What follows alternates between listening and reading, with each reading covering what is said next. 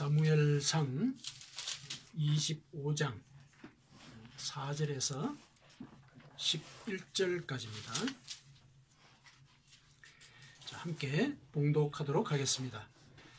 다윗이 나발이 자기 양털 깎는다 함을 광야에서 들은지라. 다윗이 이에 소년 10명을 보내며 그 소년들에게 이르되 너희는 갈멜로 올라가 나발에게 이르러 내 이름으로 그에게 문안하고 그 부하게 사는 자에게 이르기를 너는 평강하라. 내 집도 평강하라. 내 소유의 모든 것도 평강하라. 네게 양털 깎는 자들이 있다 함을 이제 내가 들었노라.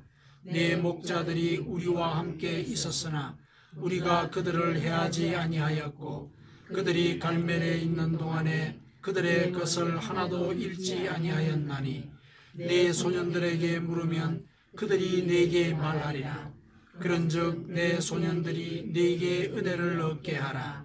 우리가 좋은 날에 왔은즉 내 손에 있는 대로 네 종들과 내 아들 다윗에게 주기를 원하노라 하더라 하라.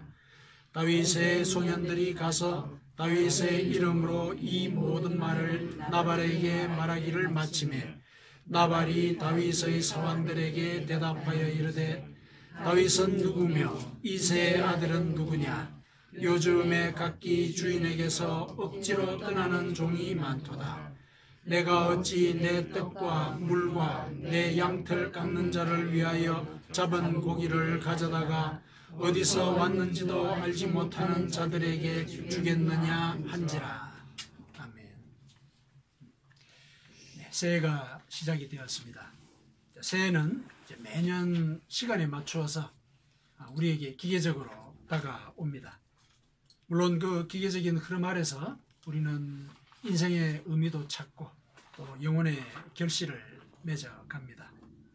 그러나 매번 혹은 매년 이제 반복되면서 이렇게 새롭게 시작이 되는 이런 기계적인 시간은 우리가 가졌던 또 품었던 그 인생의 의미나 또 지향에 대한 결심을 무디게 하기도 합니다.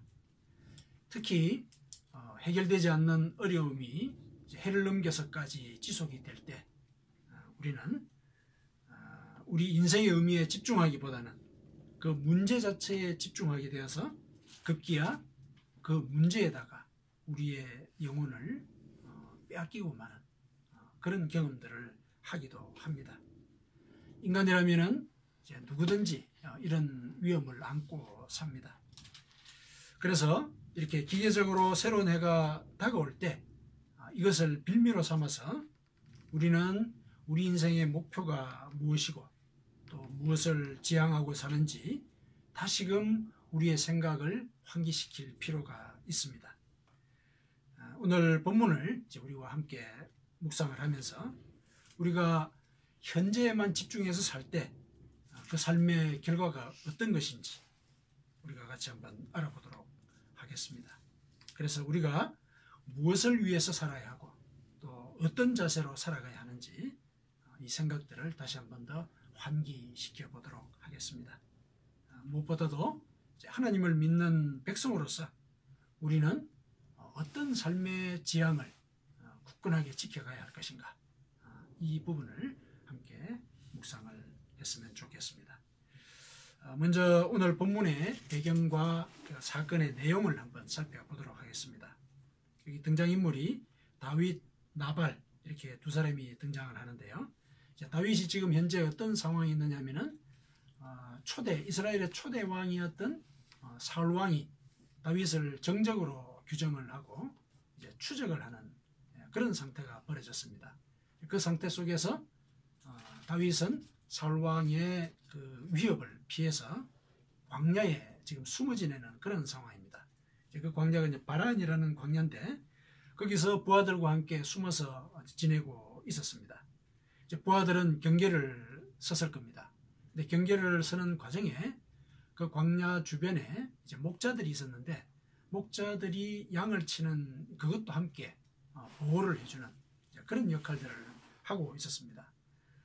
광야에서 양을 치고 있었으니까 아마 강도의 위협에 늘 노출이 되어 있었고, 그런 일들은 그 당시에 비일비재했던 것으로 우리가 짐작을 합니다.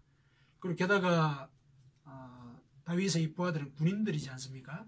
군인들은 예를 들어서 오늘날과 같은 그런 균열이 엄하다든지 이제 그런 상태는 아니었을 것이고, 게다가 광야에서 감시가 소홀한 이제 그런 상황에서 군역을 하고 있었기 때문에 배가 고프면은 아마 민가를 약탈을 하거나, 특히 옆에 양떼들이 있다 그러면은 굉장히 큰 유혹을 받았을 것입니다.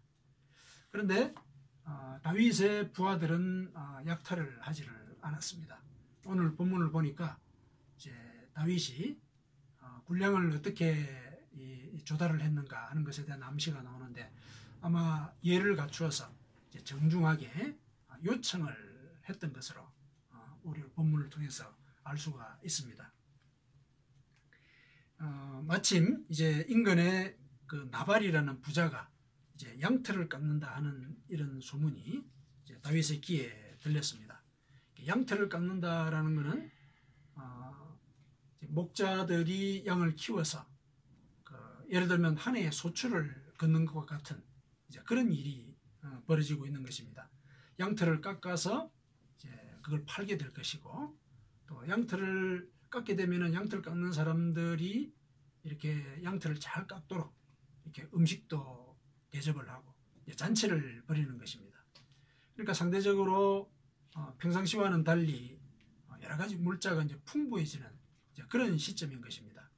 그래서 그러한 시점에 다윗은 나발에게 가서 우리 부하들이 먹을 분량을 요청을 하면 되겠다, 이렇게 이제 판단을 한 것입니다. 그래서 부하들을 보냈습니다. 보낼 때 어떻게 말하라, 어떻게 정중하게 예를 갖추라 다 일러줬죠. 먼저 평강을 빌고, 또 자기들이 다윗의 이 부하들이고 다윗은 이새의 아들이고, 그래서 우리가 지금 여기서 진을 치고 있는데 이제 물량이 필요하다 요청을 한 겁니다, 정식으로. 그런데 뜻밖에도 기대와는 달리 이 나발이라고 하는 사람이 그 다윗의 부하들을 박대를 한 겁니다. 쉽게 오늘날 얘기를 하면 듣도 보도 못한 이 사람이, 그러니까 다윗이 누구냐, 이새의 아들이 누구냐, 나는 들어보지도 못했다. 근데 그런 사람이 와가지고 먹을 걸 내놓으라니 말이 되느냐, 이런 얘기죠. 이렇게 박대를 했습니다. 그럼 제일 마지막 절에 보니까 어디서 왔는지도 알지 못하는 자, 굉장히 이렇게 모욕을 준 것입니다. 게다가 여기 보면은 오늘날은 각기 주인에게서 억지로 떠나는 종이 많다, 이런 얘기를 하거든요. 억지로 떠난다는 것은 그 주인의 명령을 어기고 집을 뛰쳐나온 그런 종들이 많다. 그러니까 다윗을 그런 불량배의 한 명 정도로 간주를 한 것입니다. 그러니까 부하들은 굉장히 모욕감을 느꼈겠죠. 부하들은 돌아와서 이제 다윗에게 보고를 하게 됩니다. 다윗은 그 보고를 듣고 이제 나발을 굉장히 배은망덕한 이런 사람으로 규정을 하게 됩니다. 오늘 본문 이후에 이제 나오는 얘기인데, 간단하게 요약하면은 그 이후에 이제 무슨 일이 벌어지게 되었냐, 그걸 한번 요약을 해보겠습니다. 다윗이 화가 난 겁니다. 왜냐하면은 자기의 부하들이 옆에 양떼들이 있을 때 그것을 약탈하지 않고 오히려 지켜주었던 겁니다. 군인들이 이제 양떼를 지켜줬다, 이거는 분명히 보답을 받아야 될 행위라고 생각을 한 것입니다. 그런데 나발이라고 하는 사람이 그러한 언덕도 모르고 정식으로 요청할 때 그것조차도 모욕으로 이렇게 되갚는 이런 일을 벌였다. 분이 나고 화가 난 것입니다. 그렇게 해서 군대를 당장 모았습니다. 내가 당장 올라가서 나발 집안에 씨를 말리겠다 하고 이렇게 군대를 모으고 이렇게 실제로 군대를 이끌고 나발의 집으로 향하게 됩니다. 그런데 그런 소문을 나발의 아내가 듣게 되죠. 나발의 아내는 굉장히 지혜로운 여자였습니다. 그래서 집안 곳간에 있는 분량이 될 만한 것들, 곡식들, 의복 이런 것들을 다 꺼내서 서둘러서 이제 다윗을 맞이하러 가게 되죠. 그래서 중도에 다윗을 맞이하게 되고 이제 다윗에게 남편의 무례함을 사과합니다. 사과하고 다윗의 분노를 가라앉히게 됩니다. 분량도 물론 이제 주게 되었죠. 이렇게 오늘 이 본문의 사건은 이제 일단락이 됩니다. 오늘은 이제 우리가 이 나발이라고 하는 이런 인물의 행위에 집중해서 본문을 한번 살펴보도록 그렇게 할 것입니다. 나발의 행위 한번 같이 분석을 해보도록 하겠습니다. 우선 나발은 다윗이 누구인지에 대해서 몰랐습니다. 나 누군지 모르겠다라고 분명히 얘기를 했으니까. 그러니까 다윗을 몰랐다는 사실, 이거는 뭐 잘못은 아닐 것입니다. 그런데 적어도 그는 자신의 양떼가 번성해 나갈 때 그 이유에 대해서 살펴봐야 했을 것입니다. 25장 2절에 그는 심히 부하여 양이 3,000마리요 염소가 1,000마리나 되었다. 이렇게 이제 보고를 하고 있습니다. 굉장히 그 지경에서 부유한 사람이었는데 양떼들 그리고 가축들이 이렇게 번성해 나갈 때 그 광야에서 이러한 목축업을 하는 사람들은 이렇게 양떼들이나 가축들이 번성을 할 때 상식적으로 알고 있는 일들이 있습니다. 광야에는 강도떼들이 이렇게 들끓기 때문에 아마 종들이 이제 그와 같은 상황들을 매일 보고를 하는 것들이 일상이었을 것인데 그런 일이 없었다는 겁니다. 왜 그런 일이 없었을까? 이런 부분들에 대해서는 궁금해하고 또 이 목자들에게 물어봤어야 한다. 이렇게 이제 생각을 하는 것입니다. 이 나발이라고 하는 사람들은 이제 그런 부분들에 대해서 소홀히 하고 오히려 지금 재산이 늘어나는 그 사실 자체에만 집중해서 생각을 한 것입니다. 목자들은 그러면은 왜 그와 같은 상황들, 자신들의 양떼를 다윗이라고 하는 사람의 군대가 지켜주고 있다. 이런 얘기를 왜 알리지 않았을까? 이것도 한번 생각해 볼 수가 있는데 몇 번 알리기는 했는데 이 나발이라고 하는 사람이 어떤 사람이냐면은 목자들은 이렇게 그 사람을 얘기를 합니다. 17절에 우리 주인은 불량한 사람입니다. 그래서 더불어 말할 수가 없습니다. 이렇게 목자들이 그 나발을 평가를 합니다. 나발은 품행이 좋지 않은 데다가 남의 말도 듣지 않는 그런 고집스러운 이런 사람이었다는 겁니다. 그런데 한편 이 목자들이 나발을 이렇게 평가하더라도 나발 자신은 또 자기를 어떻게 생각했을까? 이걸 우리가 한번 생각해 볼 필요가 있는데 나발은 아마 자기가 이 재산을 형성하고 불려나가는 데 있어서 아주 실무적인 능력이 뛰어났다라고 스스로 생각했을 수 있을 것입니다. 그리고 또 재산을 이렇게 허투루 허비하는 이런 사람이 아니다. 그래서 얼굴도 모르는 사람이 와서 뭘 요청한다. 그건 당연히 거절해야 된다. 이렇게 이제 생각을 하고 자신의 결정이 지혜로운 결정이었다라고 생각했을 수 있을 것입니다. 다윗의 군대는 자기들이 할 일을 한 것뿐인데 그리고 그들이 내가 재산을 불리는 데 있어서 무슨 직접적인 관여를 했어? 전혀 그렇지 않아. 하고 이렇게 이제 판단을 했기 때문에 나는 불량을 댈 수 없다. 이렇게 이제 결정을 내렸을 수도 있을 것입니다. 그러니까 그 스스로는 굉장히 이 실리를 따지고 또 실무적이고 또 물적인 토대를 중시하는 이런 사람이었을 수가 있습니다. 그런데 성경은 이 추후에 다윗이 자기를 죽이려고 이 군대를 이끌고 올라왔다는 얘기를 이제 아내로부터 듣고 난 뒤에 나발이 낙담을 했다. 그래서 그 이후에 열흘이 지난 뒤에 죽었다. 이렇게 보고를 하고 있습니다. 열흘이 지난 뒤에 죽었다.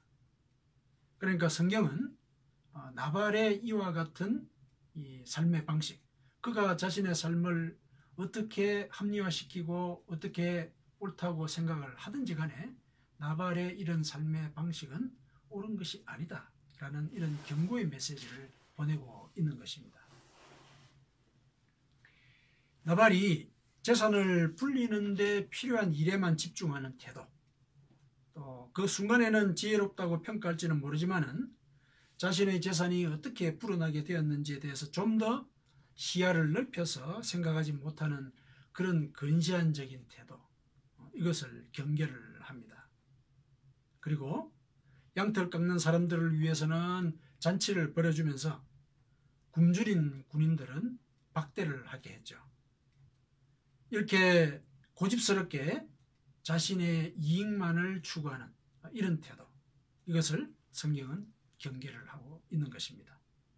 한마디로 말하면은 나발이 자신의 재산 형성 과정에서 소명의식을 갖고 있지 않았다는 사실을 일러주고 있습니다.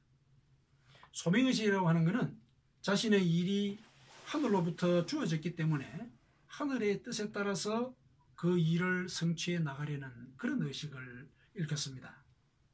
나발은 근시안적으로 자기 이익만 추구함으로써 자신의 물적 토대에 매몰된 태도를 보였습니다. 이와 같이 자신의 이익에만 집중하면 소명의식을 가질 수가 없게 됩니다. 소명의식이 없으면 사람은 불량해져서 더불어 말할 수 없는 자, 즉 사회적으로 단절된 삶을 살아가는 그런 삶을 살게 될 뿐만 아니라 영혼이 소멸되는 그런 이 삶을 살아갈 수밖에 없다. 이것이 성경이 나발의 이 행위를 통해서 일러주고자 하는 그런 말씀이라고 볼 수가 있습니다. 물론 이와 같은 이 성경에 암시된 경고는 재산을 형성하는 그 행위 자체를 비판하는 것은 아닙니다. 다만 근시안적이고 자기 중심적인 가치관을 고수하게 되면은 재산 형성하는 그 자체가 무의미해진다. 이런 사실을 알려주는 것입니다. 나발은 그 많은 재산을 쌓아둔 채 급사하고 만 것입니다. 오늘날 우리는 이 신자유주의적인 풍조와 경제 우선주의적인 이런 통념에 휘둘리면서 삽니다. 그래서 이 물결 속에서는 물적 토대를 우선하면서 영혼의 가치 정도는 없어져도 좋아. 나의 물적인 토대가 든든하면 좋아. 이렇게 생각하면서 사는 사람들이 많고 또 그런 생각들을 부추기는 이런 경향들이 곳곳에 존재를 하고 있습니다.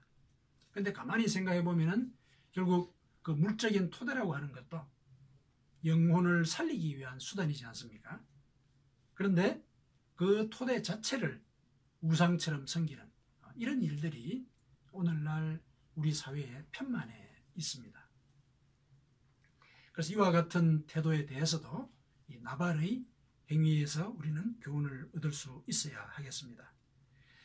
예화를 하나 들겠는데요. 이 예화에서는 이제 소명의식을 가진 사람이 어떤 태도를 갖고 살게 되는 것인지 이제 다른 경우와 대비해서 드러내주는 그런 일화입니다. 17세기 이제 영국의 천문학자이면서 건축가인 이제 크리스토퍼 렌이라고 하는 사람이 있습니다. 이 사람은 영국의 그 세인트폴 대성당을 건축한 사람입니다. 세인트폴 대성당은 세계 3대 성당 중에 하나로 이렇게 많이 알려져 있죠. 영국 왕실에서 왕이 즉위식이 있다 그러면 이제 여기서 예배도 드리고 하는 이제 이런 일들이 있는 아주 유명한 그런 건축물입니다. 27세기 특히 이때가 1666년 그 런던 대화재가 벌어진 그 이후이거든요. 그 런던 대화재는 1666년 어느 날 이렇게 빵집에서 시작된 불로 인해서 런던의 건물의 4분의 3이 다 타버렸습니다. 엄청난 일이 벌어진 거죠. 그리고 그 당시에 인구가 8만 명 정도였는데 7만 명 정도가 노숙자가 되었다. 이렇게 이제 보고를 하고 있습니다. 엄청난 일이 벌어진 겁니다. 왕은 이제 그 일을 겪고 난 뒤에 이 크리스토퍼 렌 경을 이제 위촉을 해서 이제 런던을 재건하라 이렇게 명령을 내립니다. 그러니까 런던을 이제 재건하는 가중에 설계를 새로 하게 되고 그때 세인트폴 대성당을 이제 재건하면서 여러 가지 이제 공사를 벌이게 됩니다. 하루는 이 렌 경이 공사장을 한번 방문하게 되었습니다. 석공들이 열심히 이제 일을 하고 있었습니다. 한 석공에게 가서 물었습니다. 당신은 무엇을 하고 있습니까? 그때 그 석공이 말했습니다. 저는 돌을 깎고 있습니다. 이렇게 얘기를 했습니다. 두 번째 석공에게 가서 같은 질문을 했습니다.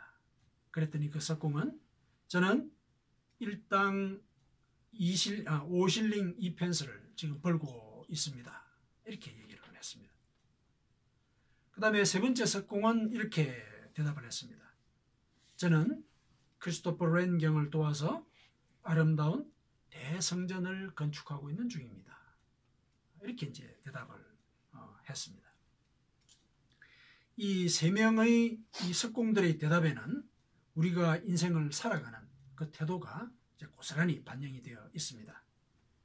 우리들 중에 누군가는 현재 하는 일에 실무적으로 집중을 합니다. 현재 돌을 깎고 있는 그 작업 자체, 그것이 중요한 것입니다. 또 혹은 누군가는 생계가 우리가 하는 노동의 주요한 목적입니다. 가족 부양이 매우 중요한 것입니다. 또 누군가는 자기가 하는 일에 대해서 소명을 의식하고 삽니다. 무슨 일이든지 그 궁극적인 비전의 시점으로 일들을 바라보는 것입니다. 물론 이 세 가지의 태도는 그 상황에 따라서 그 나름의 가치가 다 있습니다. 실험을 지금 막 해야 되는데 이 실험의 의미가 뭘까? 이것만 고민하고 있으면 안 되겠죠. 그러니까 그 순간에 해야 되는 일들, 그 순간에 반드시 해야 되는 그런 실무적인 가치가 있고, 또 이 실험의 결과를 가지고서 어떤 효과, 이런 것들도 검토를 해야 되고, 다 나름의 상황에 따라서는 의미가 다 있기는 있습니다. 하지만은 돌을 깎는 일 그 자체에만 우리가 집중을 한다. 그렇게 되면은 그 사람은 자기를 사회의 부속품, 부품으로만 인식하는 그런 태도를 보여주는 것입니다. 그 다음에 생계 유지가 최고의 목적이라면은 그 사람은 세상을 경제적인 가치로만 판단하게 되는 것입니다. 이와 같은 두 가지 태도는 앞서 성경 본문에 나왔던 나발의 태도를 연상시킵니다. 그러니까 소명의식이 없으면은 자기가 하고 있는 그 작업, 그 행위 자체가 중요하게 되고 그 행위로 얻게 될 이익이 중요하게 됩니다. 여기에는 영혼의 가치가 고려되고 있지 않습니다. 반면에 무슨 일을 하든지 그 일의 궁극적인 비전과 하나님의 뜻을 추구하려고 하는 사람은 현재에만 실무적으로 집중하지 않고 물적 토대를 넘어서 영적인 가치와 목적을 중시합니다. 이런 사람은 비록 자신의 소명이 현실화하는 데 시간이 걸리거나 의도치 않은 상황에서 그 소명을 실현하지 못하게 되는 일이 벌어지더라도 인생을 보다 멀리 내다보면서 현실의 상황에 일희일비하지 않게 됩니다.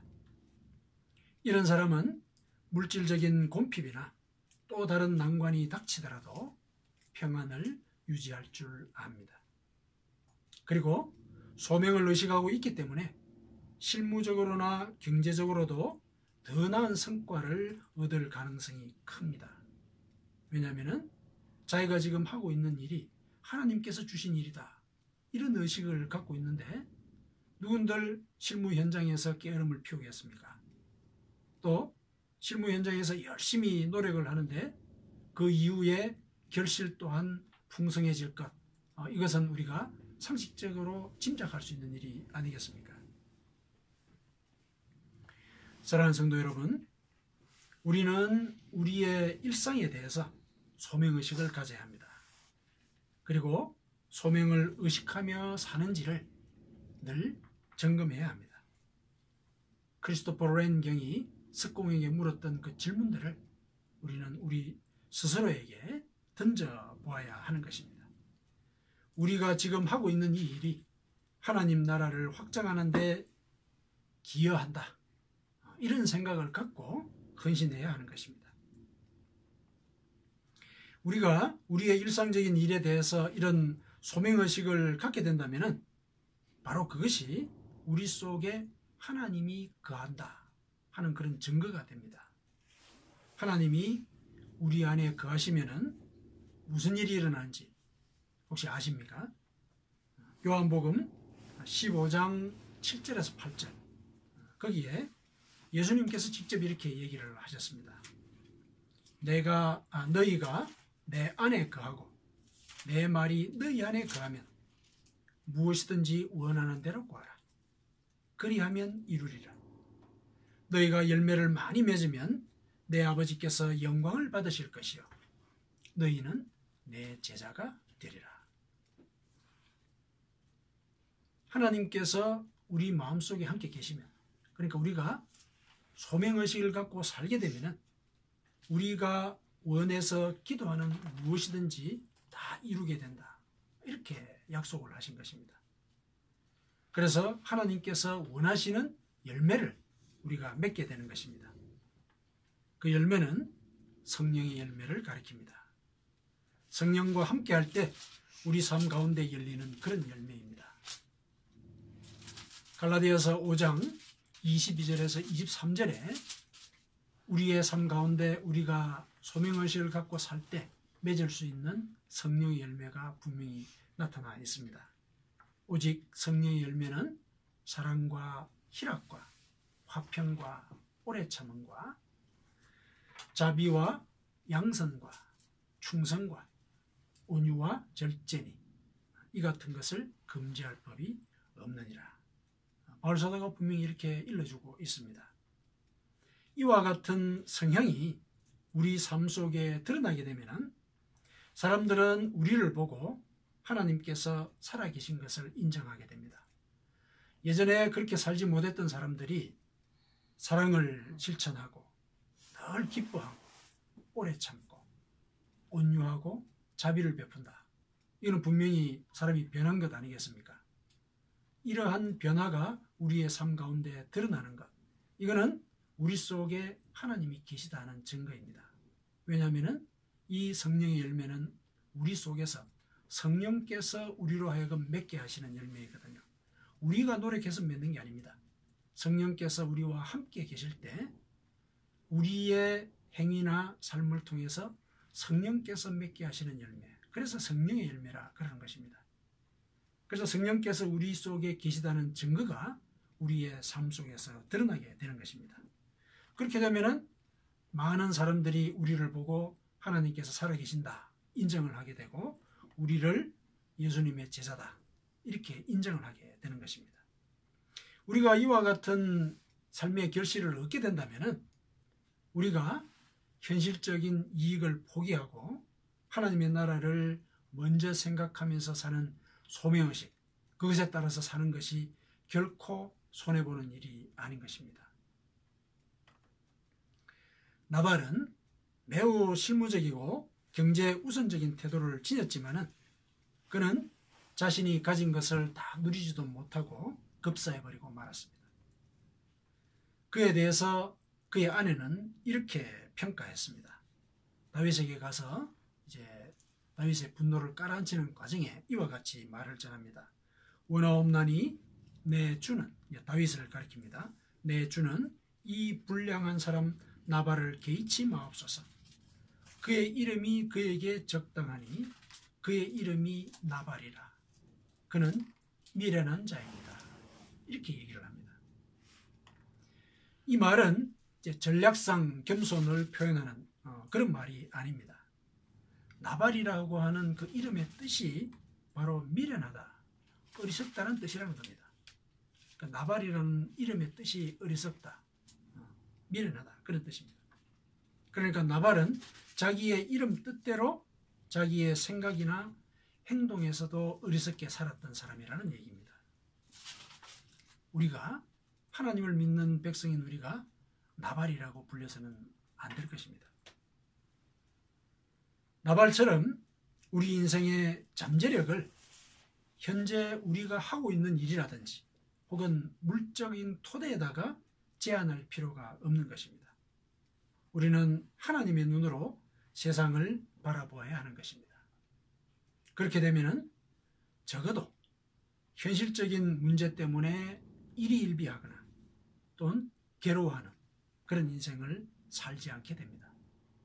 하늘의 평안을 누리게 되는 것입니다. 사랑하는 성도 여러분, 새해가 밝았습니다. 여러분은 무엇을 위해서 살고 계십니까? 그냥 밥 짓고 빨리 하고 있습니까? 그냥 자식을 위해서 돈을 벌고 계시는 겁니까? 물론 이 모든 일들이 나름의 가치를 갖고 있습니다. 밥도 짓고 빨래도 해야 합니다. 자식을 위해서 눈물로 기도해야 합니다. 또 사람들을 계도하고 또 연구도 하고 가르쳐야 합니다. 생계를 유지하기 위해서 생업에 헌신해야 합니다. 그러나 이 모든 일들보다도 먼저 혹은 더 근본적으로 우리는 하나님의 뜻과 그분의 나라를 위해 헌신하겠다는 마음을 가져야 합니다. 이 마음이 토대가 되면은 우리가 밥을 짓고 빨래하는 일이 즐거워집니다. 자식이 변화되는 것을 보게 됩니다. 우리가 하고 있는 일이 오히려 더 번성하게 됩니다. 더불어 우리는 성령의 열매도 맺게 됩니다. 사랑하는 성도 여러분, 우리는 지금 무엇을 하고 있습니까? 하나님을 마음의 중심에 모시는 그런 한 해가 되시기를 축원합니다. 아멘.